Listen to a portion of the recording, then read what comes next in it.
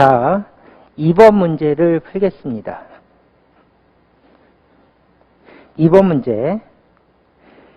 그림은 원판, 원형골이 속이 찬 후에 방향과 크기가 동일한 힘 F가 각각 작용하여 각 물체가 질량 중심을 지나는 축을 중심으로 회전 운동을 하는 것을 나타낸 것이다.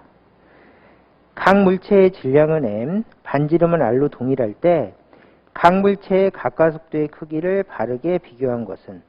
자, 문제가 이렇게 주어졌습니다. 그러면 첫 번째, 동일한 힘을 가했고 질량은 M, 반지름 R로 동일하다. 여기 있다 밑줄. 자, 두 번째는 이 문제는 회전 운동하는 물체래요. 그래서 회전 운동에다 동그라미 치시고 그 물체의 가까속도의 크기를 비교해 봅시다. 라고 문제가 출제되었으니까 요거를 한번 보고 지나가시면 되겠습니다. 자, 물체의 회전 운동과 그 다음에 가까속도의 크기를 비교하는 문제이기 때문에 이런 경우는 반드시 물체의 관성 모먼트를 알아야지만 풀 수 있는 문제입니다. 그래서 회전력학의 기본, 관성 모멘트를 알고 있느냐를 물어보는 문제라고 생각해 주시면 되겠습니다. 그래서 원판의 관성 모멘트는 두 번째는 원형골이라고 주어졌는데 보통 원형은 생략하고 고리의 관성 모멘트는 세 번째 그림은 속이 찬 구라고 문제가 주어졌는데 보통 속이 찬은 생략하고 구라고 주어지면 속이 찬 구이다. 이렇게 보시는 게 좋겠습니다. 그래서 구의 관성 모멘트는 이렇게 문제가 주어졌는데 보통 변리사 기출문제의 특징은 관성 모멘트를 문제에서 주지 않아요. 그래서 반드시 외우고 있어야 되고요. 그 다음에 관성 모멘트를 미리 이렇게 적어봤는데 관성 모멘트 반드시 변리사 기출문제를 봤더니 관성 모멘트를 외워야지 풀 수 있게끔 출제된다. 이걸 확인하시고요. 관성 모멘트, 고리의 관성 모멘트는 mr제곱이다. 암기. 원판의 관성 모멘트는 2분의 1 mr제곱이다. 암기. 속이 찬 구, 속이 찬은 생략하고 구의 관성 모멘트는 5분의 2 mr제곱이다를 반드시 외우고 있어야 된다. 이거를 강조하고 지나가면 되겠죠. 그래서 중요한 암기 1번 하고 암기. 그 다음에 관성 모멘트가 나올 때 중요한 개념 중에 하나가 관성 모멘트의 크기를 비교하게끔 출제되기 때문에 이것들의 크기를 보면은 5분의 2가 작고 5분의 2가 얘보다 작고 그 다음에 또는 얘보다 얘가 크고 얘보다 얘가 크겠죠. 그래서 고리의 관성 모멘트가 가장 크고 그 다음에 원판, 구 순서로 크기가 주어지니까 고리가 관성 모멘트가 크고 원판이 그 다음 크고 구가 가장 작다라고 하는 관성 모멘트의 크기 비교를 알고 있어야 됩니다. 그래서 이렇게 해서 크기를 비교하는 것도 이걸 보면 알 수 있지만은 미리 지식으로 외우고 있어서 구가 가장 작다 정도는 알고 있는 게 좋습니다. 그래서 얘가 2번 암기. 그래서 관성 모멘트의 크기는 고리보다 원판이 작고 원판보다 구가 작다 정도는 외우고 있는 것을 추천한다. 이렇게 생각해 주시면 되겠습니다. 자, 그 다음에 관성 모멘트 크기를 비교할 때는 질량과 반지름이 동일한 상태에서 비교를 해야 되겠죠. 자, 그래서 문제에서 조건을 주어진 것을 적용시켜 보았습니다. 자, 그러면 문제 풀 준비가 됐으니까 이 현상을 분석하면서 문제를 풀어봅시다. 자, 문제는 이런 물체한테 R만큼 떨어진 곳에 힘을 가해서 얘가 회전하고 있는 상황이래요.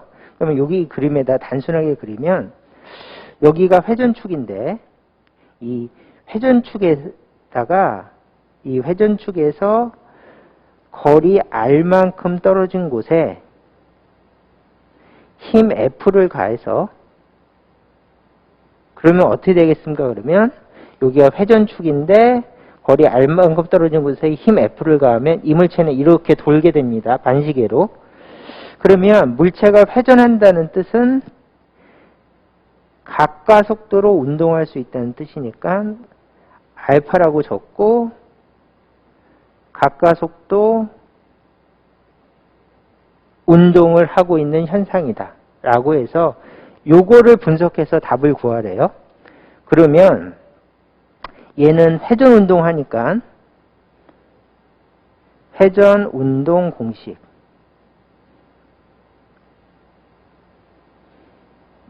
이렇게 회전 운동 공식이라고 적고요. 회전 운동 공식은 토크는 R 곱하기 F, 토크는 I 알파, 가속도는 R 곱하기 알파라고 쓸 수가 있다라고 수업 시간에 배우셨을 테니까 빠르게 공식을 한번 적고 지나가면 되겠습니다. 자, 이게 회전 운동 공식이다. 이렇게. 그러면 첫 번째 식은 토크를 계산할 때는 R 곱하기 F로 계산한다는 식이고, 두 번째 식은 관성 모멘트가 토크를 받으면 각가속도 운동을 한다. 다른 말로 회전한다. 이것을 나타내는 식이고, 마지막으로 테두리 가속도는 R 곱하기 알파로 계산한다는 식이 회전운동 공식입니다. 그러면 문제를 풀기 위해서 이 현상을 회전운동 공식에다 적용을 시키면 회전축부터 힘까지의 거리는 반지름 R이죠. 그래서 얘를 깔끔하게 적어주면 R 곱하기 F라고 적고 이만큼의 토크를 받고 있어서 이거의 관성 모멘트 I, 관성 모멘트 I가 각가속도 운동을 하고 있다 라고 적어주시면 이 현상을 설명하는 식을 적은 겁니다. 그러면 이 식에서 간단하게 각가속도를 구하라고 그랬으니까 각가속도 알파는 R 곱하기 F 나누기 I이다. 이렇게 적어주시면 각가속도를 적은 것이고요. 문제에서 R하고 F가 동일하다고 그랬으니까 위쪽은 동일. 그러면 간단하게 관성 모멘트하고 각가속도는 서로 반비례한다. 같으니까 반비례한다. 이렇게 판단해 주시면 되겠죠. 그러면 식을 판단했으니까 관성 모멘트 크기를 적으면 고리 원판 9에서 고리가 크고 원판이 크고 그 다음에 9가 가장 작다. 이렇게 적어주시면 얘를 적은 것이고요. 반비례하니까 얘를 적을 때는 반대로 고리 원판 9를 적은 다음에 반대로 9가 크고 원판이 크고 고리가 각가속도가 가장 작다. 이런 식으로 적어주시면 이게 답이 되겠죠. 그래서 요거를 보고 답을 찾아주시면 답은 4번이 되겠습니다. 자, 이 문제는 이렇게 푸시면 되고요.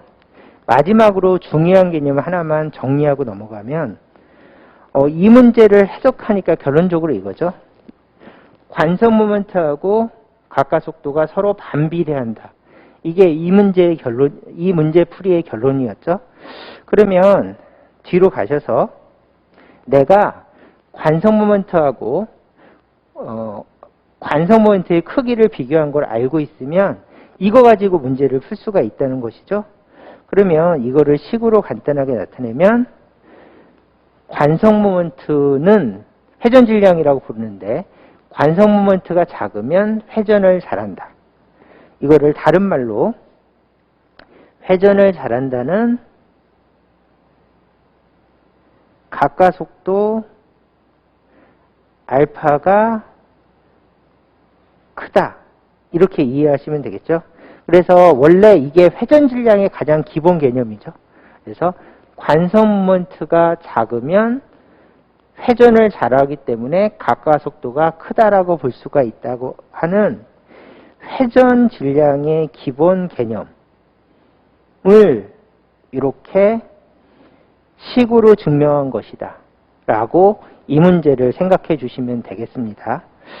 자, 그러면은 이 문제는 여기까지 풀도록 하겠습니다.